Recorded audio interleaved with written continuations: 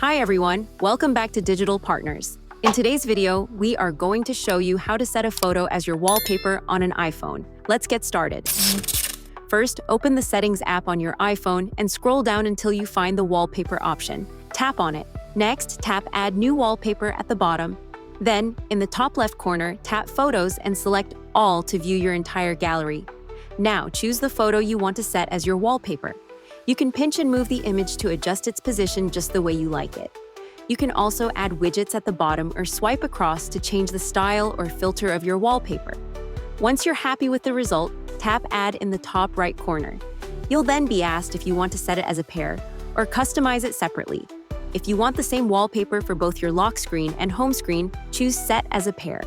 Otherwise, select Customize to make adjustments. When you're done, tap Done in the top right, and that's it.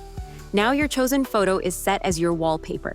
We hope this tutorial was helpful. If you have any questions, feel free to drop them in the comments. Don't forget to like, subscribe, and hit the bell so you won't miss our upcoming tutorials.